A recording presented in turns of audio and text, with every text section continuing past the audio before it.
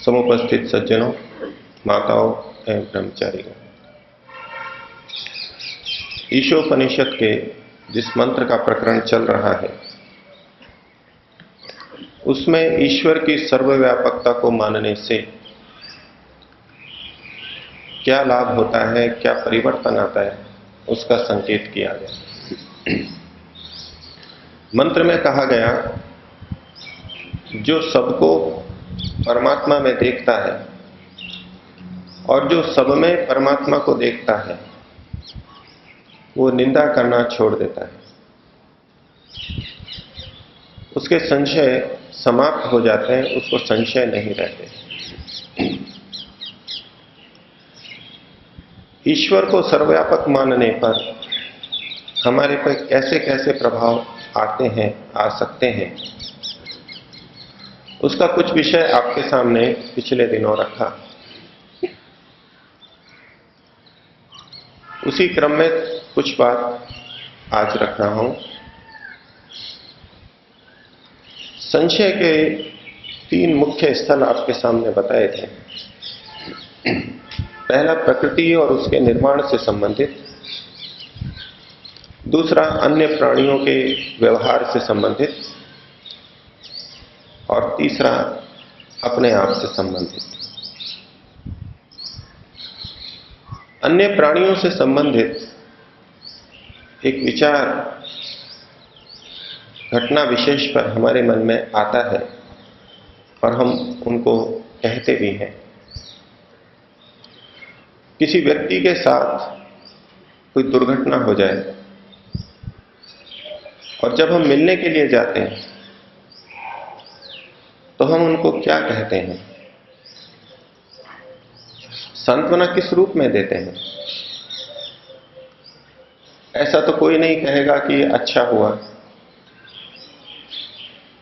बुरा तो हुआ ही है। फिर सांत्वना के लिए हम कहते हैं कि अपने अपने कर्मों के अनुसार ऐसा हुआ है, परमात्मा की इच्छा के अनुसार ऐसा हुआ है। और ऐसा कह करके हम किसी अन्य को दोष देना हटाते हैं कि किसी ने गलत किया, ये ना कह करके हम कहते हैं तो कर्मों के अनुसार हुआ, ये तो परमात्मा की व्यवस्था के अनुसार हुआ है। लेकिन जब हम कहते हैं कि ये कर्मों के अनुसार हुआ, तो कर्म किसके थे? हम उसी व्यक्ति के तो कर्म मान रहे होते हैं, और उसके कर्म मान रहे होते हैं तो हम उसकी एक तरह से आलोचना ही कर रहे होते हैं। सीधे सीधे शब्दों में नहीं कहते। अब भाषा ऐसी चल पड़ी है कि वो अच्छी भाषा मानी जाती है, स्नेह की, प्रेम की भाषा मानी जाती है, लेकिन उसके पीछे तो यही भाव छुपा हुआ है कि आपके कर्म ही ऐसे थे, हम सीधे सीधे ऐसा नहीं कहते, आपके कर्म ऐसे थे इसलिए आपको ये कष्ट हुआ। और यही बात सुख में भी लागू होगी। जब किसी को सुख मिल जाए, समृद्धि मिल जाए, प्रगति हो जाए, तो वहां भी हम ये कहेंगे आपके कर्मों के अनुसार मिला है।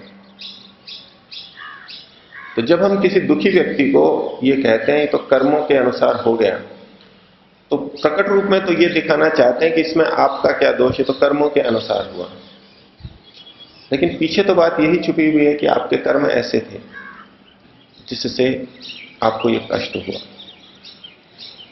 ये कह करके हम व्यक्ति की वस्तुतः निंदा कर रहे होते हैं। एक अंश में ये ठीक है कि हमें हमारे कर्मों के अनुसार सुख और दुख मिलते हैं, इसलिए किए हुए कर्मों का फल हमको भोगना होता है, इसमें कोई दो राय नहीं है। ईश्वर की ये व्यवस्थाएं हैं और उसको हम सब स्वीकार करते हैं, लेकिन ईश्वर की दूसरी व्यवस्था को भी तो हमें स्वीकार करना होगा, वहां देखना चाहिए।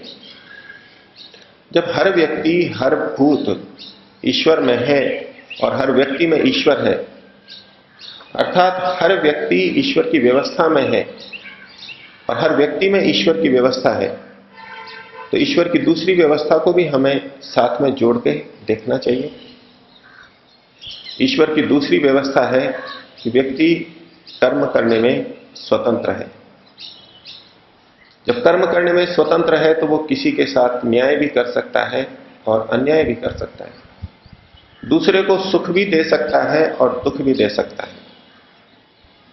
दूसरे को सुख देना भी दोनों तरह से हो सकता है, उचित ढंग से भी सुख दे सकता है, न्यायपूर्वक भी सुख दे सकता है और अन्यायपूर्वक भी सुख दे सकता है।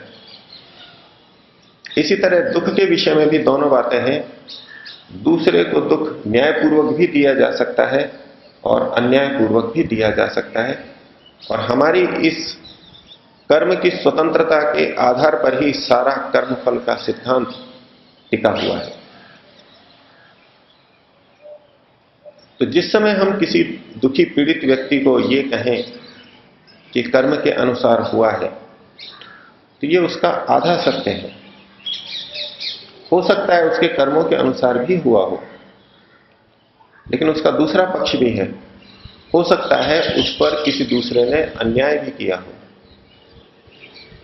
उसके अपने कर्मों का फल न होकर के उस पर अन्याय किया गया। तो यदि हम सब में ईश्वर की व्यवस्था को देखेंगे तो फिर हम निंदा नहीं करेंगे। ये कहना कि ये आपके कर्मों के अनुसार है, उस समय ये उसको जताना कि आपके किए का फल है, ये उस समय कहने की आवश्यकता नहीं है। सब समझते हैं। किसी दुखी व्यक्ति को उस समय ये भान कराया जाए, ना कराया जाए तो अच्छा है, या बिल्कुल संकेत रूप में कहा जाए। अभी तो हमें उसके दुख को दूर करना है, दुख से उसको उबारना है। तो यदि हम सबको ईश्वर में देख रहे हैं, अर्थात ईश्वर की व्यवस्था में देख रहे हैं, तो ईश्वर की पूरी व्यवस्था में हमारे को देखना होगा। ईश्वर की आधी व्यवस्था को यदि देखेंगे तो दोष आएगा। मन में संदेह भी उत्पन्न हो सकता है। जिसको हम अपना आदर्श समझते हैं, बहुत श्रेष्ठ सदाचारी पुरुष समझते हैं, उसमें यदि विभिन्न रोग आ जाएं, उनके साथ दुर्घटनाएं घट जाएं, तो या तो हम ये मानेंगे कि ये व्यक्ति गलत था, दुष्ट था, हमने ही इसको गलत मान रखा था, तो भी गलत हो जाएगा, तो भी निंदा हो जाएगी। और यदि हमारा विश्वास उसके प्रति अत्यधिक दृढ़ है, हम पूर्ण आश्वस्त हैं कि ये व्यक्ति तो श्रेष्ठ ही था, फिर भी यदि उसके पास कष्ट आते हैं, दुर्घटनाएं होती हैं, तो फिर हमारे को ईश्वर पर अविश्वास होगा, ईश्वर पर संशय पैदा होगा। जिस भी दृष्टि से देखें, कहीं ना कहीं हम गलत दृष्टि से सोच जाएंगे। लेकिन यदि पूर्ण दृष्टि से देखें कि कर्मों का फल भी होता है, दूसरे के द्वारा अन्याय भी होता है, वातावरण का भी प्रभाव होता है, तो हम संतुलित स्थिति रख सकते हैं, और संतुलित स्थिति रख करके हम निंदा से बच सकते हैं। नहीं तो दूसरे की निंदा की है, उसका दोष हमारे पर आएगा। ईश्वर को सर्वव्यापक मानते हुए भी, सबका कर्ता धर्ता मानते हुए भी, जब हम इस अति पे पहुंच जाते हैं कि हर सुख और दुख का कारण ईश्वर को ही मान लेते हैं, तो फिर दोष आने शुरू हो जाते हैं। तो वहां फिर यही याद दिलाने की आवश्यकता है कि स्वामी दयानंद जी ने अनुपश्यति का अर्थ किया, विद्या, धर्म और योगाभ्यास के पश्चात जो ध्यान दृष्टि से देखता है वो संशय और निंदा से मुक्त होता है। नहीं तो वो निंदा ही कर रहा है। सबको ईश्वर में और सब में ईश्वर को मानता हुआ भी वो उस व्यक्ति की भी तीव्र निंदा कर रहा है और ईश्वर की भी निंदा कर रहा है। और ऐसे दुखी व्यक्ति के पास जाकर के हम अनेक बार बोलते हैं तो बड़े सज्जन व्यक्ति हैं, देखो सज्जनों पर भी कितने कष्ट आ जाते हैं। ये कह के हम क्या अभिव्यक्त करना चाह रहे हैं? हम उनको सज्जन कहना चाह रहे हैं, सज्जन कह करके प्रशंसा करना चाह रहे हैं, या हम इस व्यवस्था की निंदा कर रहे हैं कि इतने सज्जन होते हुए भी इन पर इतने कष्ट आए? हम धर्म की आलोचना कर रहे हैं कि धर्म का आचरण करने पर भी इस व्यक्ति पर इतने कष्ट आए। ये सोचने की बातें हैं। हम प्रवाह से समाज में ऐसा प्रचलित है तो ऐसा ही सुनते हैं और ऐसा ही सुनते रहे हैं और ऐसा ही हम बोलते रहते हैं। लेकिन इस तरह के वाक्य बोलने से पहले हमें विचारना होगा और ईश्वर की व्यवस्था को पूरी तरह देखें तो हमारे मन में ठीक ठीक ऐसे भाव नहीं आएंगे। कुछ हम ठीक ढंग से, ज्यादा अच्छे ढंग से इसको प्रस्तुत कर सकते हैं और निंदा करने के दोष से, पाप से स्वयं को बचा सकते हैं। संशय का एक क्षेत्र व्यक्ति स्वयं भी होता है। हम जब भी कोई क्रिया करते हैं तो उस कर्म का श्रेय अपने को देते हैं। कुछ कृतज्ञ होते हैं तो अपने माता पिता, गुरुजनों को, परिजनों को भी श्रेय दे देते हैं सफलता का। फिर भी हम मुख्य रूप से अपने को श्रेय देते हैं। यदि हम अपने आप को परमात्मा में देखने लगे, परमात्मा की व्यवस्था में देखने लगे और अपने अंदर परमात्मा को देखने लगे, अपने अंदर परमात्मा की व्यवस्था को देखने लगे और फिर हम विचारें कि हमने क्या किया है, हमने क्या कर्म किया है। छोटा सा कार्य ले लें। यदि हमने यज्ञ किया, हवन किया, सामग्री हमने जुटाई, समिधा हमने जुटाई, घृत जुटाया, व्यवस्था की, सफाई की, आहुतियां दी, बहुत सारे कार्य किए और हमारे मन में यही भाव रहता है कि हमने किया है। देखिए हमने क्या किया। ये जो सारी गतिविधियां की हमने हाथ पैरों से की, मुख से कुछ बोले, हाथों से क्रिया की। क्या हम ये जानते हैं हाथ कैसे कार्य करता है? क्या हम जानते हैं कि हाथ की ये मांसपेशी इस तरह से उठाई जाए तो हाथ ऊपर जाता है, इस मांसपेशी को ढीला छोड़ा जाए तो हाथ नीचे आता है? हमको पता ही नहीं है। इस हाथ को कैसे प्रेरित किया जाता है?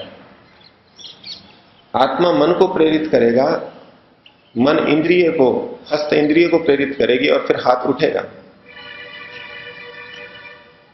इस हाथ के उठने से पहले हम नेत्रों से देखेंगे चम्मच कहां पर है। आत्मा ने मन को प्रेरित किया, मन ने नेत्र को प्रेरित किया और नेत्र ने खोल करके देखा कि चम्मच यहां पड़ी है और वो बोध फिर अंदर गया मन और मन के माध्यम से आत्मा तक पहुंचा। आत्मा ने बुद्धि से निर्णय किया, मन को प्रेरणा की कि इस चम्मच को उठाओ, इस जगह से पकड़ो, इस भाग में घी भरा जाता है, इस तरफ पकड़ा जाता है, ये सामने प्याला है, इसके अंदर से घी हमको लेना है। एक छोटी सी क्रिया चम्मच को पकड़ने की और एक आहुति देने की। इसमें हमने कितना क्या किया? वैसे तो लगेगा सब कुछ हमने ही किया है, लेकिन प्रारंभिक स्थिति से देखें, हमने मन को प्रेरित किया कि आंखें देखें, खोलें। क्या हमको पता है मन कहां पर है? क्या हमको पता है मन को प्रेरित करेंगे तो मन इस प्रकार से जाकर के नेत्रों को खोलेगा? नेत्र ऐसे खुलते हैं, इन मांसपेशियों के खुलने से, खिंचने से, ढीला होने से नेत्र खुलते हैं। फिर कैसे वो रूप का ज्ञान नेत्रों से होते हुए मन में जाता है, बुद्धि में जाता है और आत्मा को बोध होता है, हमको तो कुछ प्रक्रिया का पता ही नहीं है। ये कहना तो बहुत स्थूल बात है कि आत्मा ने मन को प्रेरित किया, मन ने इंद्रिय को किया और इंद्रिय ने वो कार्य कर दिया। ये तो पढ़ा सुना हमने बोल दिया, और ये तो बहुत स्थूल है। इसकी सूक्ष्मता में जाएं तो हमने क्या किया। जिस मांसपेशी के द्वारा हमने हाथ को उठाया, उस मांसपेशी का तो पता ही नहीं है हमको।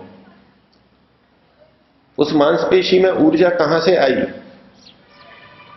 कैसे उसको शक्ति मिली, कैसे ग्लूकोज का दहन होकर के ऊर्जा मिली, वो ऊर्जा कैसे फैली, वहां तंत्रिका तंत्र का क्या जाल फैला हुआ है, कौन से तार बिछे हुए हैं जिससे हम जितना हाथ को उठाना चाहते हैं उतना उठा रहे हैं।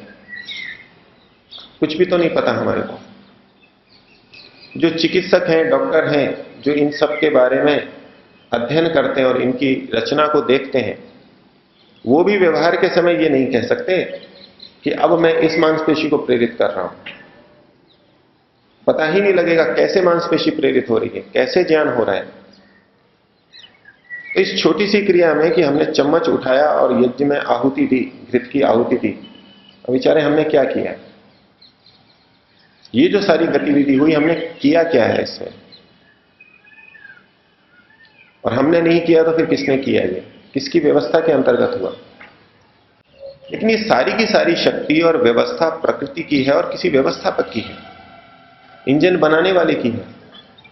और इंजन बनाने वाले की भी अपनी शक्ति नहीं है, ईश्वर ने सारी ऐसी व्यवस्थाएं दे रखी। तो जिस प्रकार से वायुयान चालक एक सुई को भी दिल्ली से बंबई नहीं पहुंचा सकता, स्वयं को भी नहीं उड़ा सकता, लेकिन फिर भी सारी समझ यही रहती है कि मैंने उड़ाया और मैंने सब कुछ किया। लेकिन वायुयान को वो उड़ा के ले जा रहा है, यदि उचित ले जाता है तो प्रशंसा का पात्र है, वही प्रशंसा का पात्र बनता है, ईश्वर नहीं बनता। वायुयान को जिसने बनाया वो उस समय प्रशंसा का पात्र नहीं बनता। और यदि वो गलत उड़ा के ले जाए, दुर्घटना कर दे, तो दोष का भागी भी वही बनता है, वही चालक ही बनता है, क्योंकि वस्तुतः प्रेरण करने वाला, प्रेरयिता वही है। तो यदि हमारे जीवन में इस तरह का संतुलन रहे, हम विद्यापूर्वक, धर्मपूर्वक ईश्वर को सर्वव्यापक माने, तो हम संशय से और निंदा से रहित रह सकते हैं और अपने आप को पवित्र बना सकते हैं।